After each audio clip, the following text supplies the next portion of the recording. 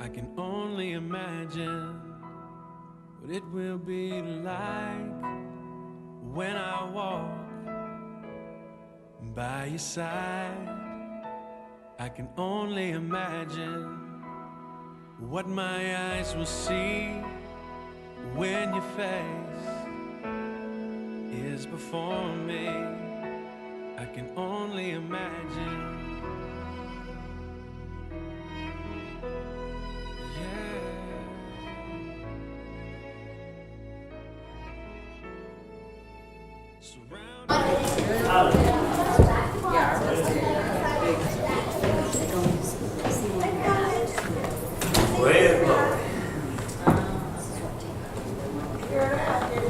Cleared out. It sure did.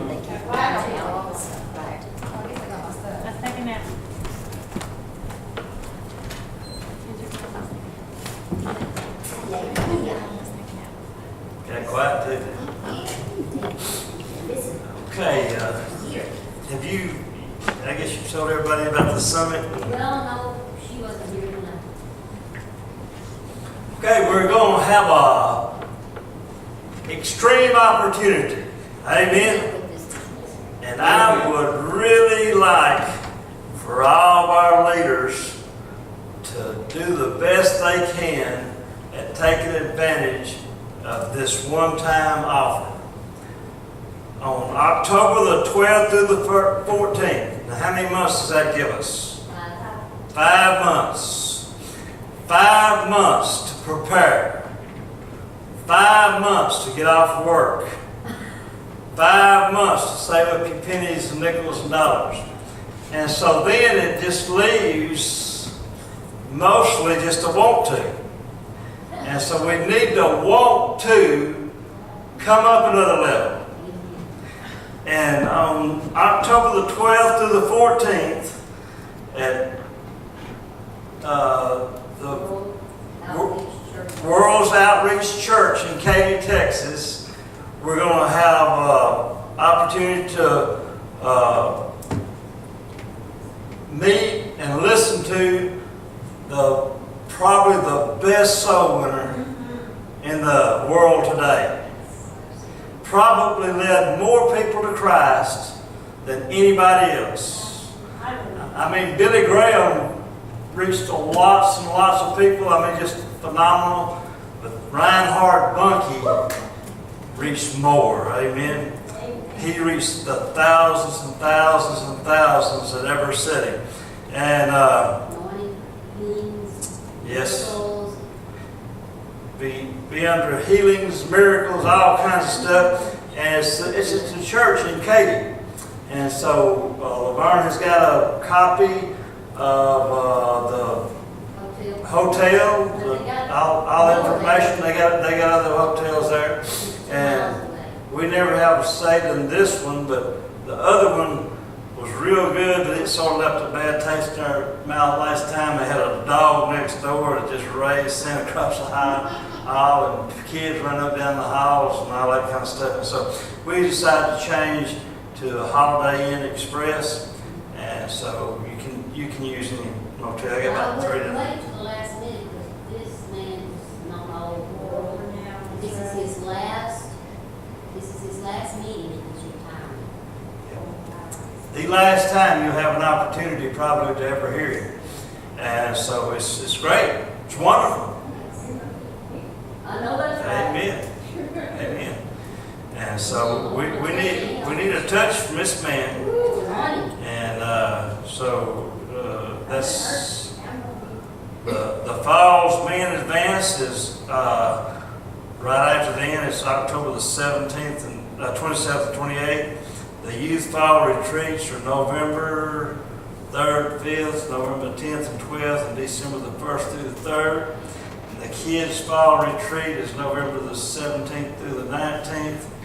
And so This would be a good time for these leaders to get their husbands there to go with them. Yeah. A little time off together. We might do this. what about these men leaders? They gonna take their husband too? Yeah. Oh, no. Okay, we're going to take their wives. Okay, yeah, that sounds better.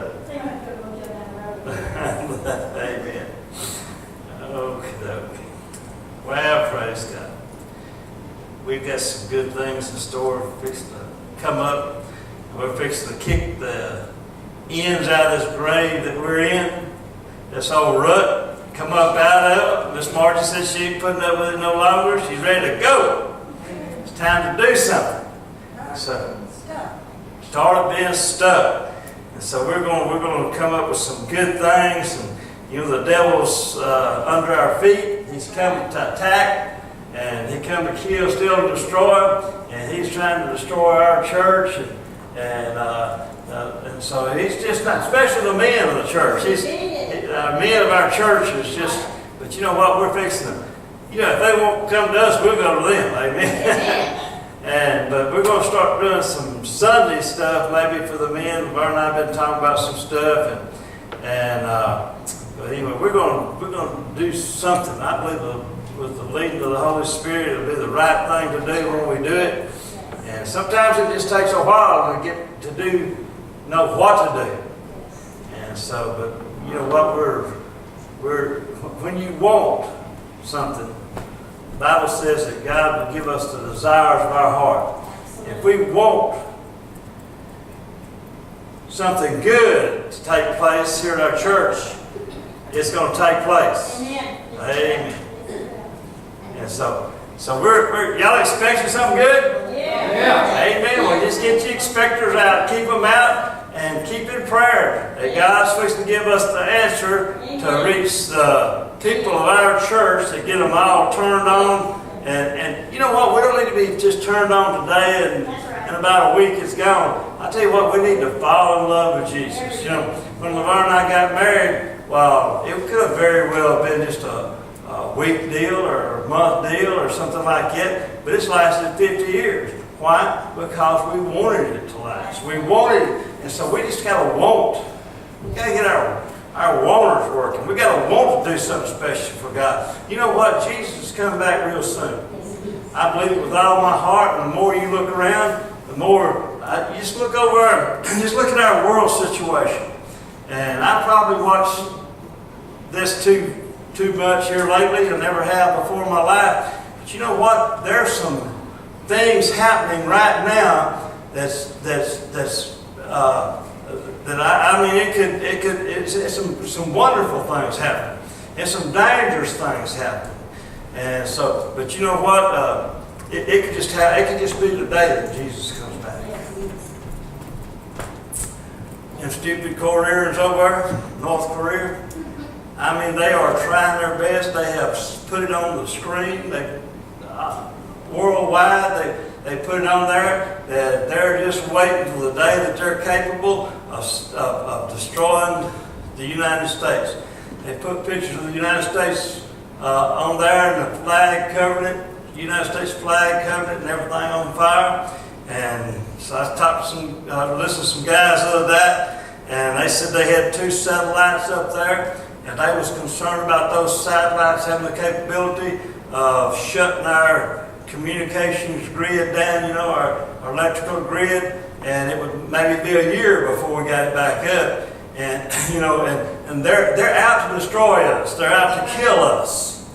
And everybody said, "Well, Trump's going to start something." No, he said. I heard so many people say, "I wish Trump would leave them Koreans alone." Hey, somebody better do something about them Koreans. Should have done it. It should have been done a long time ago. And in Syria, they've got a big crematorium over there that they found, and they're killing people by the thousands and burning them in that crematorium. And our world is in a mess. Look at our president. And I wasn't planning on talking about this, but look at our president. I mean, he's wanting to do something good for our country. He's wanting to bring jobs in, have money flowing, having a good quality of life for everybody. Yeah. I'm talking about white, black, and rich, poor, and Mexicans, and all of it. He's wanting it for everybody. And there's people, lots of rich people, that are out to destroy him and his agenda. They don't care about America. What it is, he's messing their playhouse up. They're making billions and billions of dollars, and he's messing it up. And he's the poor people, the middle class, is the ones that's going to benefit They say, oh, but them rich people, they're going to make a lot. Yeah, they're going to make a lot of money. But I want to ask y'all something. How many of y'all have ever worked for a poor man? Never have. Never have. It's always somebody that's got more money than you got. If you're gonna work for somebody, they got to have them, and the more money they got, the more they can pay you. And so it's just. But you know what? I tell you what, the devil is out to destroy our country, and we just don't understand it sometimes. Do y'all understand it? I don't understand it. I don't understand people. I don't understand why people won't. It just looks to me like the ideal thing is that people get saved, get turned on to God. They're first in His, and God's first in their life, and they get up every morning and put God first. He stays that way till they go to bed at night, and He's still first. But you know what? And I don't understand why people want to live an ungodly, sinful life. When you can do better. But I don't understand that. And so that's what we're going to talk about tonight. Do y'all understand all that stuff? How do you understand this? When you don't understand God's way, what kind of way do y'all want tonight? God's way. We want God's way. But what if you don't understand God's way? Well, we're going to talk just a little bit. And Isaiah 55, 8 and 9 says, "For my thoughts are not your thoughts, nor are your ways my ways, says the Lord. For as the heavens are higher than the earth, so are my ways higher than your ways, and my thoughts your thoughts." Brother, would you lead us in a word of prayer as we start this?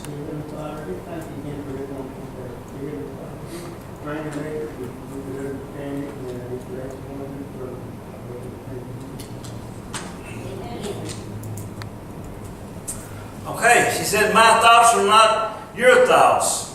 And so, you know what? God's thoughts will blow our mind.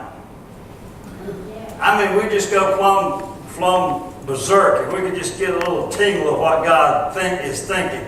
I mean, the man that created everything, he's flung the stars out in the universe, and got it all under control, everything's working right, and puts up with all these people. I mean, we can't even think about what kind of thoughts that he'd have to have going on to make all this stuff go right. Now, I can't even think about people like the president.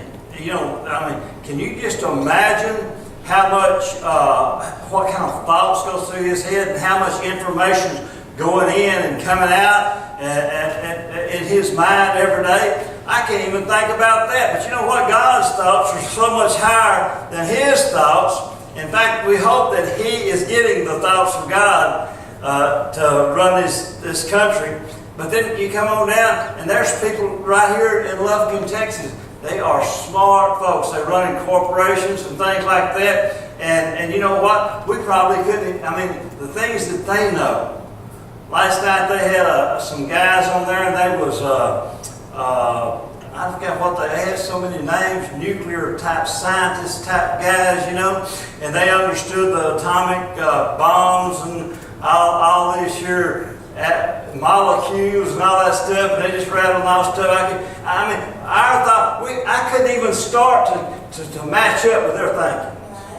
They think on a whole different level. President thinks on a whole different level than they do. And you know what? But God, oh man, God thinks on a higher level. And he said, "My thoughts are not your thoughts." But you know what? We try to out-con God so many times. We think that we know better. Oh, but God, I know that. I know God. You said this, but, I'm different. No, you're not different. You're just like everybody else, and Satan, you're fighting the same devil, and the same devil is using the same tricks to destroy you that he has everybody else.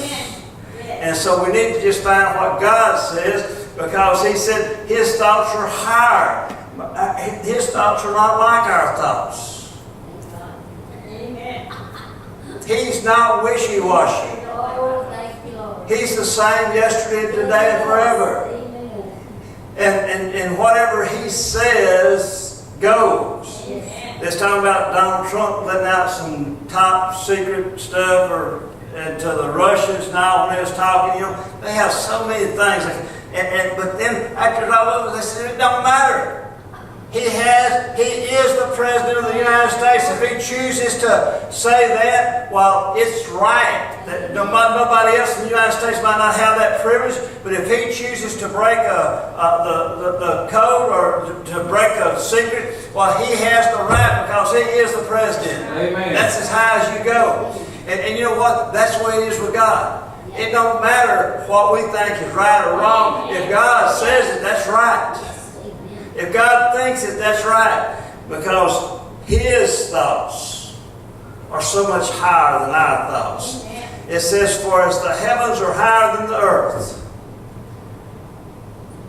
We've got three heavens, they tell me. We've got the heavens that we fly down up here, the birds fly in, all this kind of stuff, and we can fly airplanes up there. We don't have to have oxygen or nothing. We can just fly. And then past that, we have another heaven. That's the first heaven right around here amongst us where men are. And then we have another heaven, and that's where the stars and the moons and all this kind of stuff is. But then there's a third heaven out there somewhere, way out there, millions of light years away. There's a third heaven. And that is way up there. Well, I can't, my mind don't program for that third heaven up there, how far it is, It programs to be there, but not how far it is. Or my mind don't even comprehend how far the moon is, much less Mars or somewhere like that. But we've been to the moon. We've had men walk on the moon and come back to the earth. That blows my mind. That staggers my mind. I can't even think like them guys. Hey, them guys think high to learn to do all that kind of stuff. They're smart. They're smart dudes. But you know what? Just our heavens. This is first heaven, up there where the airplanes fly and stuff. That's a long ways up there. If you don't believe it, get up in one. You go up there and you go up above the clouds. And you're looking down on top of the clouds. And you get up there where even the rain and stuff, you'll see rain down underneath you and all that kind of stuff. It's just crazy stuff. And you know what? That's high enough. Our thoughts are not even that high compared to God. Amen. Our thoughts are earthly thoughts. Our thoughts are down here on this earth. And we just bear it. We just by the grace of God that we can think to do the things we need to do down here. Most of us, and we just won't make it through the day. We're not thinking about 10 or 20 years out there. We're just trying to make it through the day. But you see, God knows everything, the past, everything in the front. And His thoughts are higher. If we didn't even get up there in the stars and moons, that'd be a lot higher than what our thoughts are. It says, for my thoughts are higher, for as the heavens are higher than the earth, so are my thoughts higher than your thoughts. And so are my ways higher than your ways, and my thoughts than your thoughts. I tell you what, God's smarter than we are. Amen. Brother Osteen said the best thing he learned, the most important thing that he ever learned in all of his ministry was that God is smarter than he is. Amen. Amen. And we need to learn that God's smarter than we are. We're not going to trick him, pal him up, play this here little game, mind game on him or something else. He knows the thoughts and intents of our hearts. And then Jeremiah 33 and 3 says, you call to me, and I will answer you, and I will show you great and mighty things which you do not know.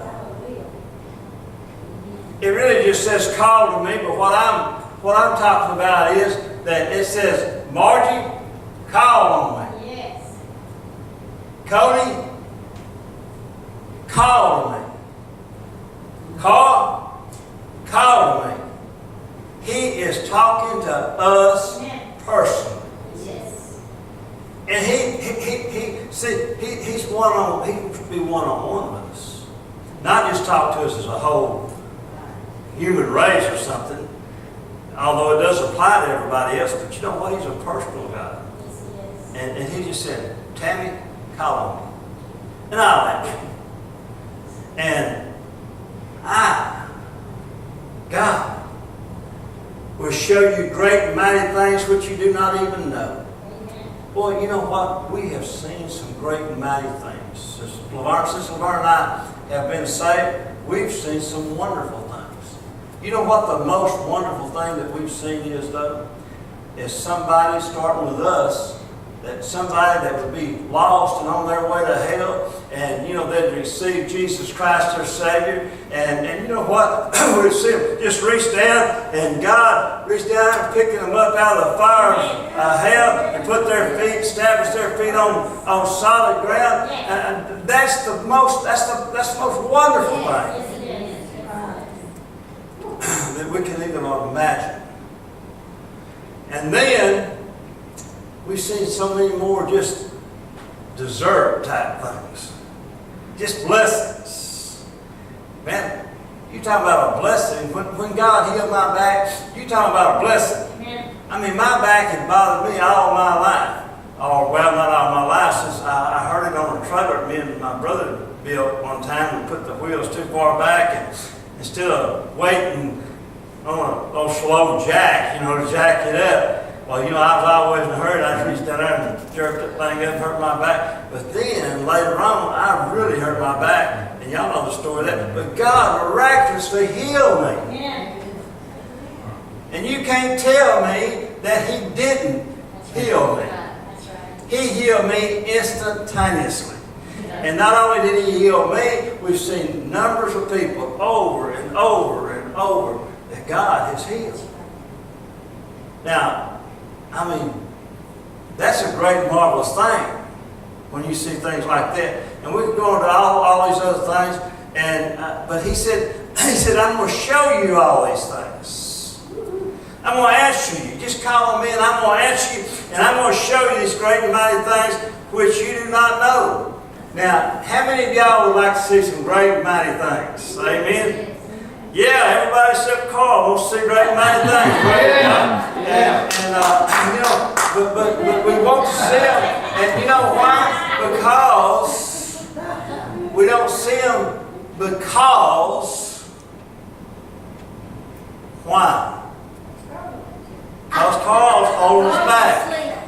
And you know, that's how these deacons do. They hold you back.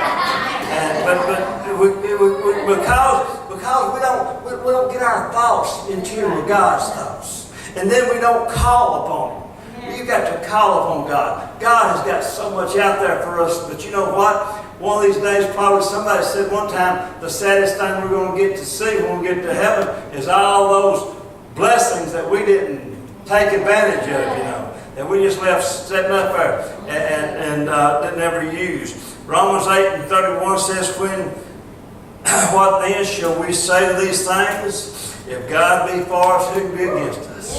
Oh, listen, if God be for you, you know, who's going to be against you? Who's going to trump God? Who's going to go over God? If you wanted anybody to be against, be for you, it would be God. And you know what? The good thing is that He is not against anybody. He loves you. He loves you so much that He gave His Son to die for you. And so He's not against us. He's for us. And then Romans 8, chapter 35 through 37 says, who shall separate us from the love of Christ? Who is it that can love us? Who is it that can separate us? Can the devil separate you from the love of Christ? No. It says, can your mate separate you from the love of Christ?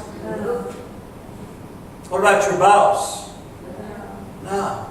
Who is it that can separate you from the love of Christ? It says, shall tribulation or distress, can distress, or persecution, or famine, or nakedness, or peril, or sword. Nothing. Nothing. Nothing. And nobody can separate you from the love of God. God loves us with a love that we can't even understand. Agape love. A love without bounds. And a love without conditions. And you know, we've been taught so much stuff in our religious settings, our religious world.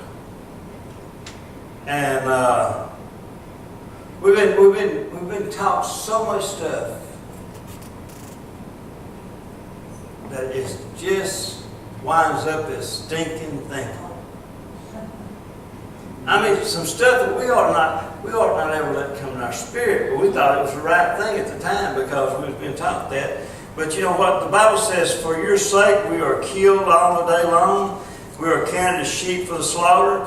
Yea, and all these things we are more than conquerors. Say it with me, say, I'm more than a conqueror. More than a conqueror. We need to get that image of ourselves. We're not just conquerors. Conquerors are fine, but we're more than conquerors. Through Him, who is Him? Jesus, who loved us. We're more than a conqueror. Carolyn, you're more than a conqueror. Miss Margie, you're more than a conqueror. Laverne, you're more than a conqueror. Laverne got into this more than a conqueror deal. She is more than. Best analogy I've heard on that. Yeah, I know. Yeah, I've seen it in action. That's right. More than a conqueror. And then, 1 Corinthians 10:13 says, no temptation has overtaken you except such as is common to man. No temptation. Have y'all ever been tempted? Because I might be talking to the wrong bunch here. I might be talking to a bunch that lives a perfect life and never been tempted to do anything. I'm like, nah. Pretty Amen.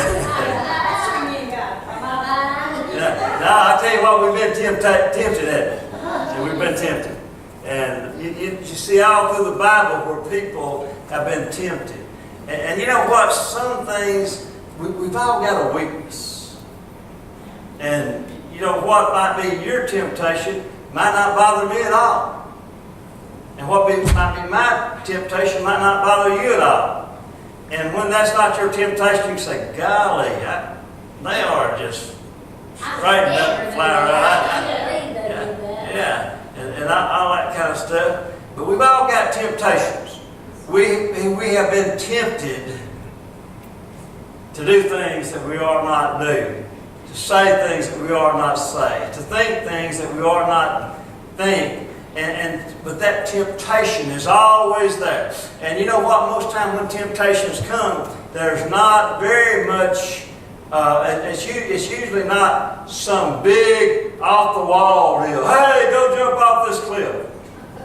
No, it's go, jump over this rock somewhere, and then get you to do a little bit more, a little bit more, a little bit more, and the next thing, you're right in the middle of whatever that you don't want to be in. And most time most time when we get into these temptations, when they start getting the best of us, we hate where we're at. But a lot of times we got too much pride, just like that prodigal son, He was down in a hog pen, and he was stinking and having to feed them hogs, little Jew boy. He was in bad shape. But you know what? He didn't. He was stubborn. He just waited and waited and waited. And finally, when he got more, he could stand, he said, hey, I'm going to go back to the Father's house. And he got up there, and guess what? The Father was up there with wide open arms. But most of the time, temptations will, after they get us off into things, we'll say, what in the world did I do that for? I mean, you fight this temptation, you fight this temptation, you fight this temptation. You say, oh, it would be so wonderful. It would be so wonderful. Just like I told y'all that last beer that I opened up and I didn't drink. But I could just imagine it in my mind. Those little ripples coming down the side of that cold can of whatever it was, beer can, and all that. And that top, man, when that top popped, I was ready for the most wonderful, refreshing drink that it was. And you know, I was all keyed up at the truck that broke half in two, trailer that broke half in two. It was hot summertime. I had to deal with the highway patrol. And all my friends were out there drinking those cold beers, and finally I give in. I said, okay, I'll take one of them. And I popped that top, and I could just taste it, and I put that thing up to my lips, and I started drinking, and that was the most awful tasting junk. It's pig slop, and I draw it back, and I throw that thing out across that field. I said, thank you, Jesus. That's it. That you know, it wasn't like that, because if it would have been a good tasting something that satisfied me at that time, I might have kept on drinking, you know, or something like that. And it might have destroyed my life. I remember when I was smoking cigarettes. I was smoking 3 packets of cigarettes a day. I was chewing Red Man and dipping Skull all at the same time. And I was a nicotine-aholic. And y'all know my story about how I quit. You know, I just had to get down and ask God to forgive me. But you know what? Right there at the last, pretty good while before I ever was able to quit, before I got God's help, I would light them Winstons up. And the reason I was smoking 3 packs a day is because I throw more of them away than I probably than what I did. But I would light those cigarettes up, and you know how pleasing and satisfying something at one time was. But man, I tell you what, they didn't taste good, and it's just making me cough, and I was under conviction because I got saved, and you know, I couldn't blow smoke in people's face and tell them about Jesus. And so, man, I'd take a draw or 2 off of it, and I'd stick that thing and I'd throw it out. It just wasn't any satisfaction. But in just a little bit, I'd want another, you know. So I'd light up another, same old thing. But you know what? After you get out of sin, they tell me that when you do drugs, I don't know, but they tell me that when you do drugs, the first high that you ever get is wonderful. It's the most wonderful thing. Like I said, I don't know. But I've heard a lot of people say it's fine.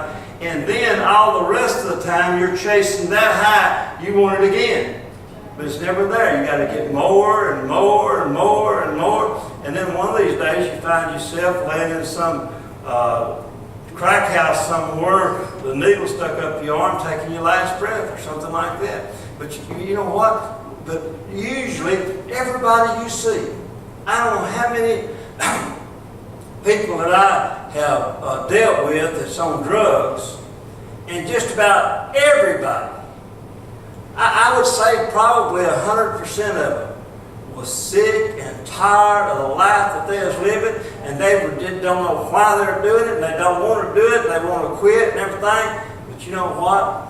They never come to the point, too many of them never come to the point to where they do like in Jeremiah, call on the Lord. That's what I had to do when I quit smoking, call on the Lord. But the thing about these sins control us. And we think about, oh, how wonderful it is going to be. And then after we get involved in it, then we go, oh, God, how did I get here? I wish I could get out. So many times we're trapped in sin, and sometimes for a lifetime. And we're dissatisfied. And we're hurt. We're killing ourselves. And everybody around us, destroy everybody around us. Do you know sin destroys? Sin destroys families. Sin destroys lives. It destroys your health. It destroys your finances. There's a lady right here in Lufkin, Texas, that her parents have been to church here, and she was a school teacher, had a degree, taught school, had a big brick house, and all this kind of stuff, and she got to smoking a little bit of marijuana, I believe it was, and then but anyway, she's got off on the drugs, And now the other day, she's already lost her home, she's lost her family, and she had her head shaved bald and walking down the street, and ain't nothing but just in trouble. Educated woman. School teacher. Oh, but I know what you're thinking. That could never happen to me. Hey, what did we just get through talking about? For my thoughts are not your thoughts, my ways, not your ways, says the Lord. And for the, and so we need to get our thoughts up on a higher plateau. That's right. You do that mind. You know what? It's making mistakes one thing, but we don't need to continue making those same mistakes. And I got something good for you out here in just a minute.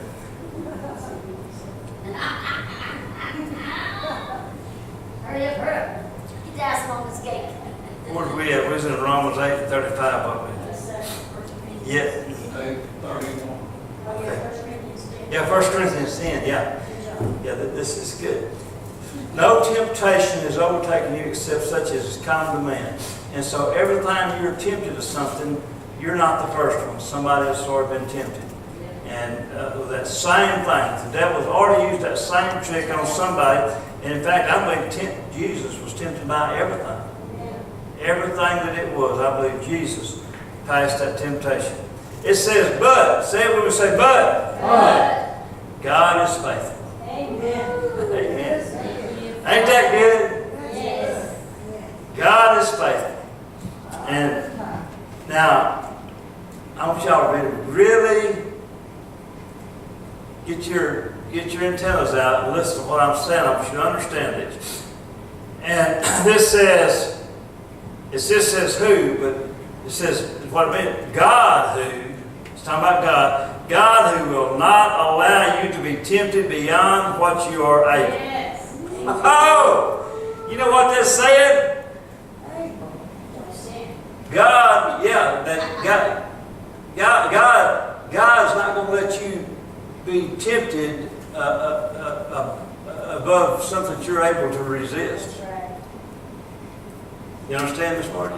Okay. You do it. Okay, You're wait a second. on, baby. It says, God who will not allow you to be tempted beyond what you're able, but with the temptation will also make a way of escape. Does that make more sense? Yes. Okay. Okay. Now, God is not going to let the devil tempt you with something that you can't handle. You say, oh, I just couldn't help myself. No, you are lying. You could help yourself. With every sin that comes your way, there's a way that you could have got out of that sin. That's it. You know, it winds up to what our choice is. And just down a while ago, LeVar and I was talking about some different sins, things that happened. And y'all remember Joseph. Y'all remember Potiphar's wife? Yes.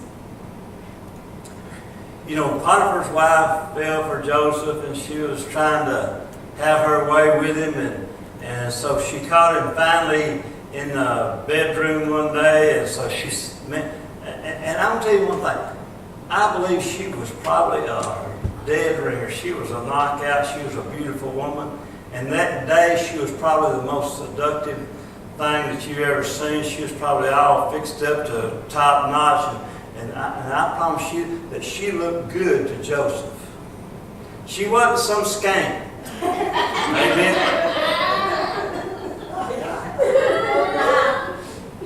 And she probably had all this expensive perfume, and all. She smelled good. She was, and she was ready. And so she came in there, and she probably thought, this is it. And the place that they was in was probably a foolproof place where they would think that nobody would ever catch them. In the Pharaoh's bedroom. And so, who's going to come in there? And so I mean, y'all get the setting? I mean, that was a temptation. That was a temptation. Look at that. And you want to tell you what she was wearing?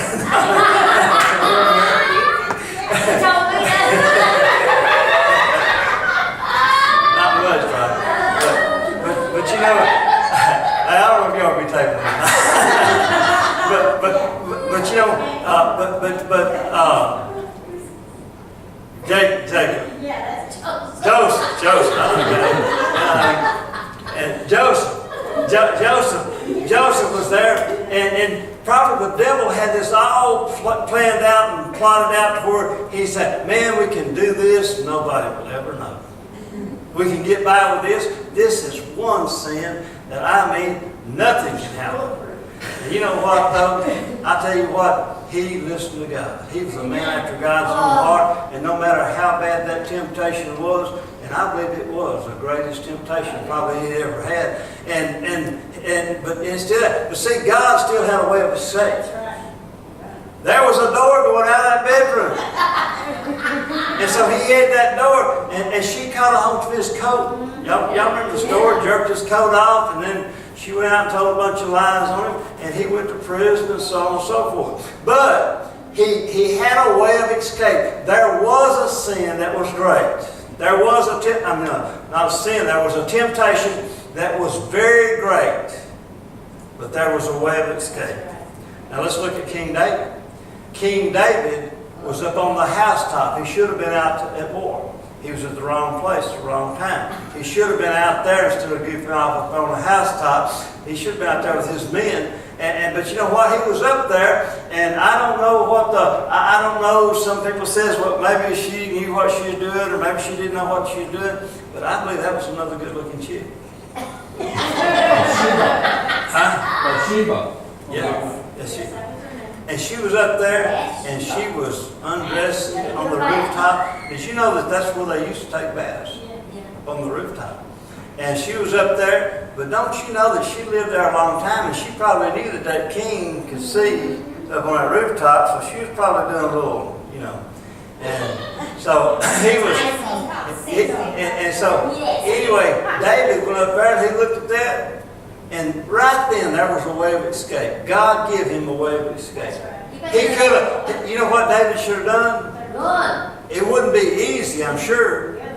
But the only thing he had to do, see, he could have run for that door, like, you know. But David could have turned around and he could have went out that way, took a hot shower and went on. But, you know, a cold shower, man. Cold shower. Cold shower. Yeah. And, Cool off. but you know what he did? He stood there and he looked. And as he looked, he was enticed, and he was more tempted, and he's more tempted, and he's more tempted. And then all of a sudden, he said, you know, if the king have anything more, he told his servant, hey, go over and get Bathsheba, bring her over here. And y'all know the rest of the story. You know what? That one sin, David probably thought, well, I'm the king. I can do anything I want to do. And he could. He had wives. He had concubines. It wasn't, you know, that he was left out on left field somewhere, you know. He could have done, he could have had anything he wanted. But he had to just reach out there, and that was another man's wife. That was his best friend's wife. And he reached out there, and he took something that didn't belong to him. But David said, well, man, I can probably get away with this. I mean, who's going to know? But before it's over with, everybody knew, even until today, everybody knows. You know, if you want to talk about an exposed sin, everybody knows about David and Bathsheba. And you know what? You know what? It took me a long time to figure this out. That, you know what? It's a lot of difference between things you do and things that send you to hell. There's one thing that will send you to hell. One thing. Say it with me. Say one thing. One thing. And that's rejecting Jesus Christ and what He's done for you. And, you know, we never could get to heaven by the law. That's been sort of schoolmaster, school want to let us know when we are doing it, and sort of set us a gold standard and all this stuff. But a lot of times we get it mixed up. Well, you know, if I do pretty good. I woke up the other morning and Laverne was listening to somebody, had somebody on television. Well, she just went to bed and it just come on. But that guy was sitting there and he was talking about if you do good and I mean, he was just sitting there and lying to them people. I don't care, you can't be good. We're just filthy rags, but there's only one way to get to heaven is through the blood of Jesus Christ. So well, you say, well, why can't we just go ahead and sin all we want to if we can go ahead and go to heaven? Well, I'm going to tell you one thing. Start with, when you get saved, you're going to have a new want to. Amen. If you ain't got a new want to, you better check up. That's right. Amen. But, so they said, well, why can't I just go ahead and sin all I want to? Well, if your want to is not in the right place, you can go out and sin. And it won't cause you to go to hell if you sin. But David went out and committed adultery. And then one sin will lead to another sin. He lied and he deceived. He wound up committing murder. Finally wound up killing her, having her husband killed, trying to cover up this sin. That's just sort of like a lie. You tell one lie, then the next thing you know, you got to tell another lie to prop that lie up, then another lie to prop that up, then you forget what the first lie was, and you get in all kind of trouble. And so, but you know, the thing about it is, David, king, mighty man, and he had a great temptation stand out there before him. But God had made a way of escape. The only thing David had to do was just turn around and go back in there and get his mind on something else. But he chose not to take that way of escape. But there was a way of escape. And no matter what comes against us, there is a way of escape. The devil can't put something on us that we can't resist, because God said there's a way of escape for everybody and for every sin. And now, did that cause David to go to hell because he done that? No. The Bible said David was a man after his own heart. But he was a human being, and as human beings, sometimes if we don't watch it, when temptations come our way, well, we'll give in and into them, and we'll go ahead and do it. And usually 5 minutes or 1 minute after we give in, we wish we hadn't give in. But anyway, David gave in to this temptation. He led to all them other sins. And then you know what? David paid for that the rest of his life. There is consequences to sin. He said, Brother Charles, can I do these sins? Yeah, you can do it. Just go ahead. Laverne said, tells me all the time, you can do it, go ahead. You know, I'll be picking at her about something. Well, you go ahead. I've already turned you over to God. You know. Vengeance is mine, said the Lord. I will repay. But you know what? The first thing happened, that little baby died. Now, I don't believe God killed that baby. The baby died. You see, God has got His hedge of protection over us. When He pulls it back, the devil's got full reign. And so, you know what? When we sin, you know what we're doing?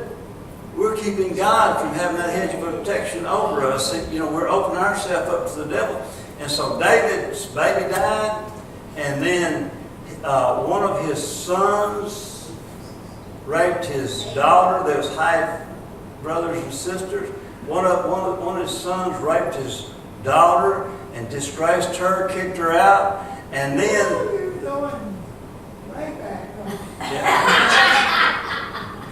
and then the other son, Absalom, killed that son. yeah. And through David's whole life, see, David was a young man, but through his old life, when he was an old man, it will still have an effect on him. Absalom even tried to take his kingdom away from him. You know, I mean, he was a boy that David loved. David tell his men, said, I mean, I know he's trying to kill me, he's trying to take my kingdom away, but don't hurt him, don't hurt him.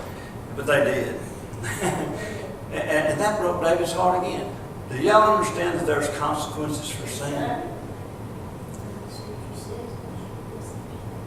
Be sure your sins will find you out. We think that we can do this. Oh, I know that everybody else gets caught, but you know. Some people think they got secret sin. Yeah. Nobody knows. Yeah. And you know, it's amazing how you can do something in the dark, and you'll think nobody else will ever know. You know what usually gets us in trouble? Yeah. That tongue, somebody's tongue wagging. You'll tell somebody. I used to watch that. I almost got away with it, or whatever it is, you know. Yeah, almost got away with it. I almost got away with it. And these guys, man, they would get away with all this here stuff, and they'd go plumb over to Mexico or some other deal. And years later, they'd find this girlfriend, or they'd be out at the bar talking and all that stuff. And they just got to tell about it. Just got to tell about it. That's a wrong thing. But I tell you one thing. Somebody going to tell. Somebody going to see. Somebody going to spill the beans. And you're in trouble. But even if you don't, God sees you. You're not going to get away with it. Sin has consequences. And it says, but God's not going to allow us to be tempted beyond what we're able, but with the temptation to also make a way of escape that you may be able to bear it. You're going to be able to bear it. If you don't want to sin, you don't have to sin. The reason you sin is because you want to sin. That's pretty stout, you know. We always want to make excuses, but the reason you sin is because you want to sin, because God has made a way of escape. And if you didn't want to escape, if you didn't want to sin, well, you know, you could take that. David wanted Bathsheba.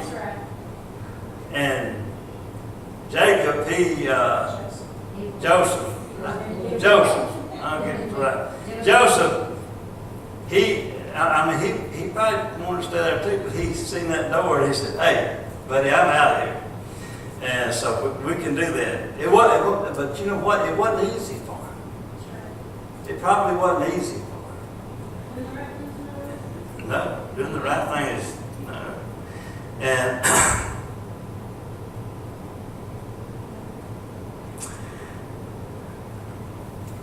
it's already 8 o'clock. Huh? That's why God says abstain from the appearance of evil. That's right. If you don't keep yourself away from it, you may find yourself in the middle of it. Yeah. Just stay away from it. Yeah. All the things that we learned in these drug counseling deals and all that kind of stuff is when somebody goes and to like these center of rehabilitations, and when they come back, they've got to stay away. They've got to break the old friends. Stay away from them. Stay away from them. When you're tempted, don't try to handle it yourself. Call somebody. That's right. I've told Scott 1,000 times, I said, Scott, if you just call me, I don't care what time of the night it is or what time of the day, if it gets bored and you can handle baby, you just call me. And we'll go out and we'll do something. Used to, when I come in from work, Scott was about 14 or 15 years old, and I had an old 57 Chevrolet, believe it or not. And he was down at Broadus, and we kept the headers loose on it, you know, and all, and it had a 4-speed transmission, and it would run, it would raise the front wheels off the ground stuff, and it's just a lot of fun. And so we'd go down there, and I'd come in, and I'd been up high tonight and all day, fighting that traffic and hollering, but you know, when you come in, you just all keyed up and stuff like that. I get old Scott, so let's go down there and run through the town too. We go down to the end of the road there, and we'd take it over 57, and man, I'd take off spinning, and I'd go through every gear, and then Scott, he'd want to do it, he'd get in there, got to where he could drive better than I could. You know, just a little old kid, and I mean, he could drive that thing, and you know what, but it relieved the tension. And I told him, Scott, when it's more than you can handle, because we didn't have an old 57, I said, go get an old 57 Chevrolet and spin your tires a little bit, you know. I mean, just, in other words, go do something. Go to somebody, go to a man or a woman of God. Go to some of your brother that they give you big brothers. And I said, call them. But somehow people get to where they think that they don't need that in their meetings and stuff like that. We've talked to guys that have been going to the meetings for 10, 15 years. And they've been sober that long, alcohol, drugs, stuff, but they still go to the meetings. I'm gonna tell you one thing: when you're tempted, it's no different from what they are. Those temptations are coming. You say, "Oh, not me." Well, I'm gonna tell you one: what pride comes just before the fall. Big boy, big girl. Don't think that there ain't something out there that's gonna make you tempted. You better holler for somebody. You better holler, Miss Margie, help me. I need somebody to talk to. She said, give me a microphone. Miss Margie said, yeah, give me a microphone, baby. I'll talk to you all day.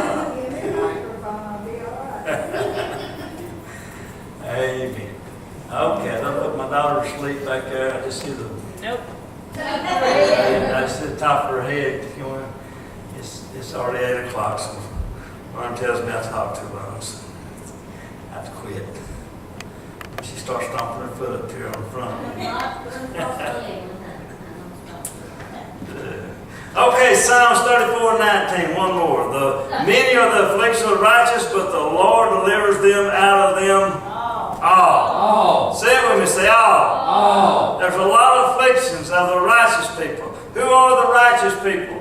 We are the righteous people. Amen. We are not Baptists. We are not Methodists. We are not Catholics. We are believers. And we are righteous. We are righteous in the sight of God. Why? Because Jesus Christ made us that way. Not because we're something special, but there's many. Just because don't mean there's a lot of afflictions that we go through.